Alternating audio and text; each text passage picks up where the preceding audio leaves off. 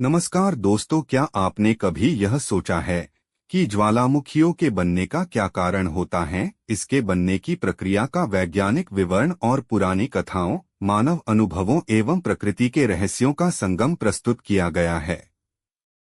हम आपको न केवल यह बताएगी कि ज्वालामुखी कैसे बनते हैं, बल्कि उनके पीछे छिपी प्रकृति की गूढ़ सच्चाइयों, मानव कल्पना और विज्ञान की अद्भुत दुनिया से भी रूबरू कराएगी।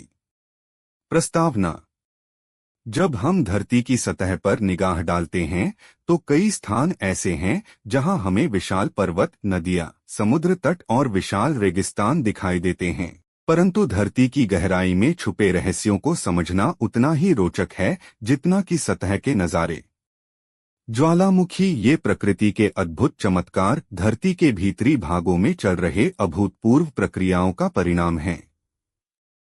इस कथा में हम जानेंगे कि कैसे धरती के अंदर की अत्यधिक गर्मी, दबाव और चट्टानों की क्रियाएं अंततः सतह पर एक विस्फोट के रूप में प्रकट होती हैं, जिससे एक ज्वालामुखी का निर्माण होता है।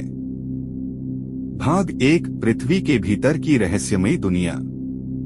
बहुत समय पहले, जब धरती अपनी शुरुआती अवस्था में थी, तब वह एक उबलते, गर्म और अराजक परिवेश से भरपूर थी। धरती के भीतर एक अनंत ऊर्जा का संचरण हो रहा था। यह वह ऊर्जा थी जो चट्टानों को पिघलाती और अंततः उन्हें द्रव्य रूप में बदल देती थी। इस द्रव्य रूप को हम वैज्ञानिक भाषा में मैग्मा कहते हैं।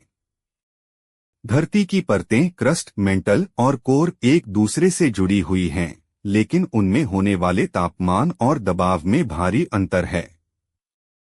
क्रस्ट सबसे बाहरी परत है जो ठंडी और कठोर होती है, जबकि मेंटल में तापमान इतने अधिक होते हैं कि चट्टानें पिघल जाती हैं। इसमें ऊर्जा का संचरण लगातार चलता रहता है, जिससे समय समय पर मैग्मा का निर्माण होता है। इस प्रक्रिया में धरती के भीतरी हिस्सों में एक गूढ़ संगीत बजता रहता है, जिसे समझना मानव के लिए हमेशा एक चुनौती रही है। पुरानी कथाओं में इसे अग्नि का स्रोत कहा गया है। ऐसा माना जाता था कि धरती की आत्मा में छुपी हुई यह अग्नि समय समय पर प्रकट होती है और प्रकृति के चक्र में एक नया अध्याय जोड़ती है। वैज्ञानिकों ने भी यह समझा कि धरती के भीतरी भाग में चल रही प्रक्रियाएं, जैसे कि गर्मी का संचरण और चट्टानों का पिघलना, इन सभी का संबंध मैग्मा के निर्माण से है। भाग 2: मैग्मा का उदय।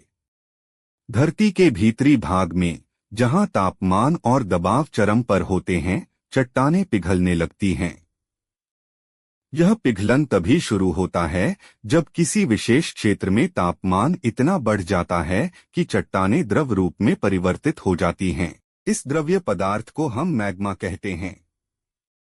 मैग्मा का निर्माण विभिन्न कारणों से होता है। आंतरिक गर्मी, धरती के कोर और मेंटल में निरंतर चल रहे परमाणु विखंडन से अपार मात्रा में गर्मी उत्पन्न होती है, जो चट्टानों को पिघलाने में सहायक होती है। दबाव में कमी: जब किसी क्षेत्र में टेक्टोनिक गतिविधियां होती हैं, तो वहां दबाव में अचानक कमी आ सकती है, जिससे पिघली हुई चट्टानों का द्रव रूप और अधिक बढ़ जाता है। रासायनिक क्रियाएं: कुछ विशेष प्रकार की रासायनिक प्रतिक्रियाओं से भी चट्टानों का पिघलना संभव हो जाता है। मैग्मा अपने हल्के द्रव्य स्वरूप के कारण धीरे धीरे ऊपर की ओर उठता है। जैसे जैसे यह ऊपर आता है, यह धरती के ठंडे क्रस्ट के संपर्क में आता है, जिससे इसका तापमान कम होने लगता है। परंतु कभी कभी यह ठंडा होने से पहले ही सतह तक पहुंच जाता है। भाग 3: टेक्टोनिक प्लेटों का नृत्य। धरती की सतह पर चल रही प्रक्रियाओं में टेक्टोनिक प्लेटों की भूमिका अत्यंत महत्वपूर्ण है। धरती की क्रस्ट कई टुकड़ों में बंटी हुई है, जिन्हें टेक्टोनिक प्लेटें कहते हैं। ये प्लेटें धीमे धीमे एक दूसरे के सापेक्ष गति करती रहती हैं। जब ये प्लेटें टकराती हैं, तो उनके बीच दबाव बढ़ जाता है और कहीं कहीं दरारें उत्पन्न हो जाती हैं। इन दरारों के माध्यम से भीतर मौजूद मैग्मा ऊपर की ओर प्रवाहित होता है।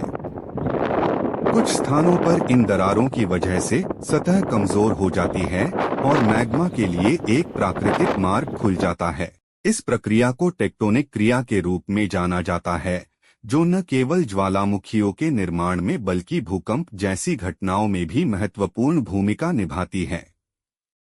टेक्टोनिक प्लेटों के इस नृत्य में दो मुख्य प्रकार की क्रियाएं देखी जाती हैं। संघर्षात्मक टकराव, जब दो प्लेटें एक दूसरे की ओर बढ़ती हैं तो उनमें टकराव होता है, जिससे एक प्लेट दूसरी के नीचे फिसल जाती है।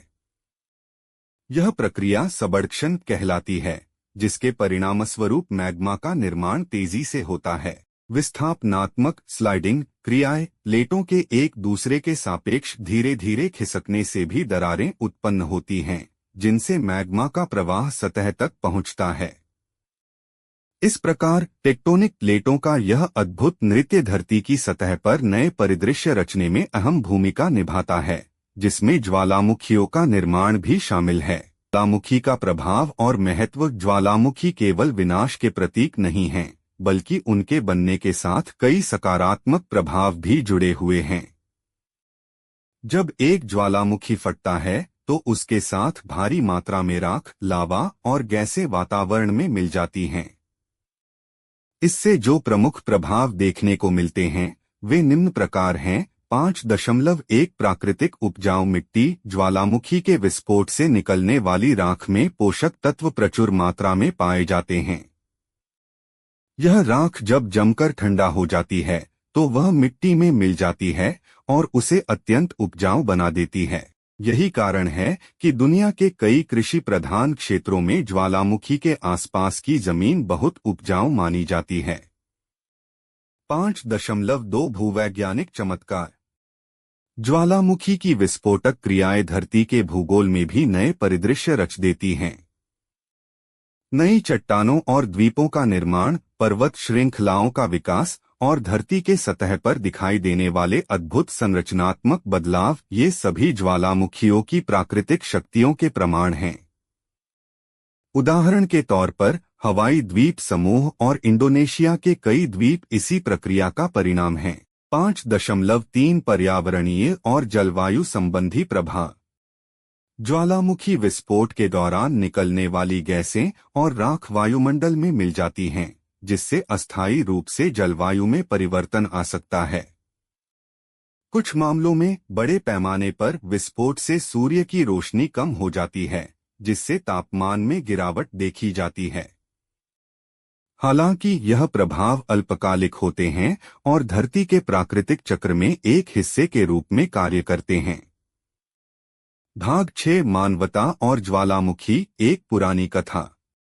प्राचीन काल से ही मानवता ने ज्वालामुखियों के विस्फोट को देवताओं के क्रोध या प्रकृति के संदेश के रूप में माना है। अनेक लोक कथाओं और पुराणों में ज्वालामुखी का उल्लेख मिलता है, जहां उन्हें सृष्टि के पुनर्निर्माण या विनाश का प्रतीक बताया गया है। 6.1 पुराणों और मिथकों में ज्वालामुखी। भारत के प्राचीन ग्रंथों में अग्निदेव और अन्य अग्निकर्मों का वर्णन मिलता है। ऐसा माना जाता था कि जब धरती अपने भीतरी ताप और ऊर्जा को मुक्त करती है तो वह मानव जाति को चेतावनी देती है।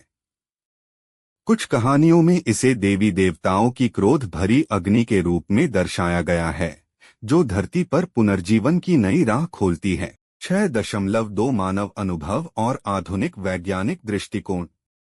समय के साथ जैसे जैसे मानव ज्ञान बढ़ा, वैज्ञानिकों ने ज्वालामुखियों के पीछे छिपे कारणों और प्रक्रियाओं को समझना शुरू कर दिया। आज हम जानते हैं कि ज्वालामुखी प्रकृति के उन गूढ़ नियमों का परिणाम हैं, जिन्हें समझकर हम भविष्य में होने वाले विस्फोटों का पूर्वानुमान लगा सकते हैं और उनसे होने वाले नुकसान को कम कर सकते हैं। उदाहरण के तौर पर जापान, इटली और इंडोनेशिया जैसे देशों में ज्वालामुखियों की सक्रियता को ध्यान में रखते हुए विशेष निगरानी प्रणाली स्थापित की गई है।